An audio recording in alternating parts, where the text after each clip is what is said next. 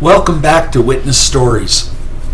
I call this one the Faery and Elemental Realms. This is a clarification, a background clarification, to try to orient you to the diversity within different realms, and to talk about how people tend to intellectually interact with things like that. So I would say I find it ironic that some people who accept the possibilities of UFOs are between dubious and clearly antagonistic about ghosts.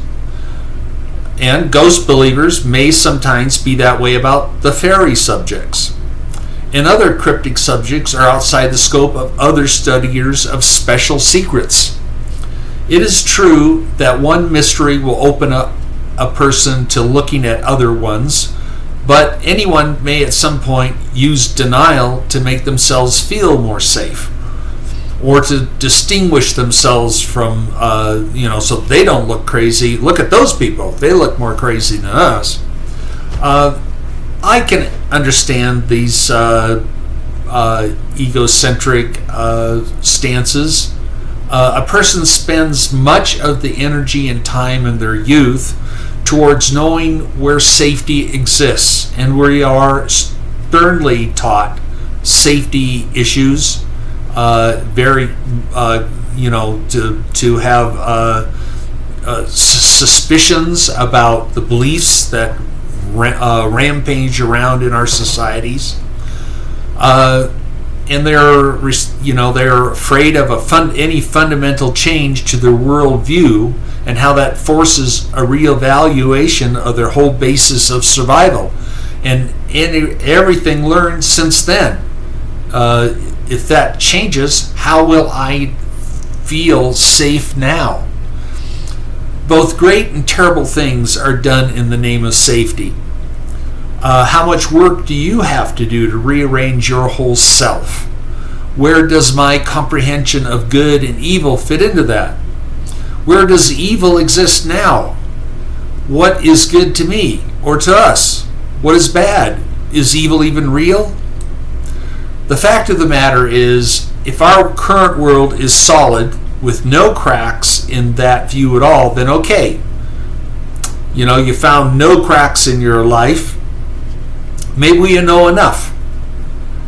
It is all that we need to survive in our intended world.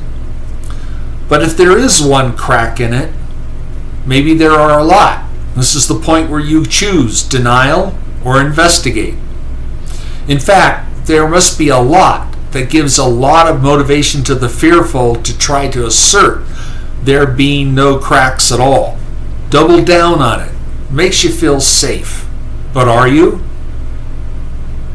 I personally can now comprehend that one feature of the multiverse may lend itself to any number of cryptic experiences of a very diverse types. In the past, I had been very skeptical of some of this diversity, and so was most American society back in my youth. While a large part of our modern society is still locked in solid and apparently safe perspectives, we are now more open than we ever were before. For me, having direct exposure has indeed given me the confidence to be more open-minded and more open talkative about it, and sure about what I have found. But people are a bit slow to see reason to embrace, even if they have opened to just one avenue of the paranormal. And they might therefore be they'll stand restrictive to others, and I don't blame them at all. For example, Bigfoot are often seen in the same places as UFOs. It has been very slow for one side of this duo of believers to cross over. It could be that some paranormal aspects are tied to both those event types independently. Maybe shared environmental constructs are useful to both, but for their own reasons. But about fears. Personally, I feel much better having exposure than being blind. Or worse, that your own vulnerabilities that you have if you accept a convenient set of self-limiting lies. Judging by the stories of witnesses, including me, the realm of Faery seems to vary and may not always remain in just one-dimensional level. At least one realm is of a nature energy level, or at times of a non-physical or non-structural orientation, and others seem to support a physical structure, an expression of individual character, feeling, and intention. You can run across transgressions of these two into the physical, our feeling, our mental, our knowing, our sleeping states, or OBE, out-of-body experience realms of human perception. Anyway, the only way to at least partly sort out what is real from what is not is for you to have your own experiences. Otherwise, it remains just fantasy stories or possibilities to you. There is some evidence to suggest that dimensional variation is not tied to a single, full, widespread universe that's solidly the same universe for everyone, but actually tied to each of us individually, such that we share an apparent reality by the construction of and joining together of each of our natures.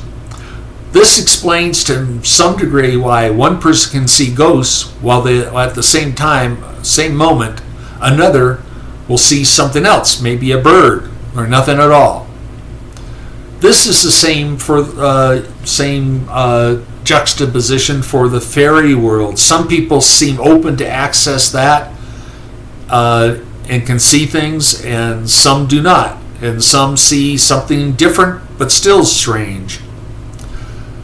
But you will say, it must be our minds that perceive this and pass it into our sight. It's just, your brain doing a misfunction. But I will say that your mind is also passing into you the perception of normal reality as well. It's a similar process. Your brain is displaced from reality, even the reality you stand in every day. Where that mix of your perception into the world happens is debatable. Is your mind actually residing in your brain? Or is your mind just connecting into the brain in apparent physical reality? While it could also connect elsewhere in parallel, depending on the conditions, other realms, there is something to say to the idea memory actually exists where it happens, not in our brains. We might remember by connecting across space and time to the actual, and not always simply some local extraction of it to just a memory storage. I just say that to show how complicated the reality might actually be. Some of my first exposure to people who were able to interact with the fairy realm was books about adventures at a thing called Findhorn. Two books I see listed today are The Findhorn Garden and The Magic of Findhorn. The best I can state about these realms is that getting in alignment with that energy opens a path inside of us. That can happen by connecting with natural areas and living there in an open state of heart. Some people take years and or circumstances just to have a very few open adventures, immediately or at some point. The only guidance I can give is that trees heal us, and once fully healed, then that door maybe can open. Other methods can do with healing your spirit, opening your mind and perceptions, being open to it, allowing yourself to feel, allowing yourself to wander mentally or otherwise, challenge yourself to expose yourself to it. But you say, We are not damaged. I say, do you feel when the Faery are around? What does 100% healed man bring to a spiritual being? People are naturally feeling beings. As humans are. We feel everything that is connected to us if you search it, if you allow it. This is the first step for people to perceive things at the Faery and elemental level of energy. And that is, as far as I have experienced, that's what I can offer.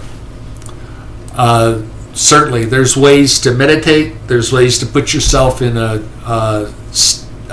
sleep, what you call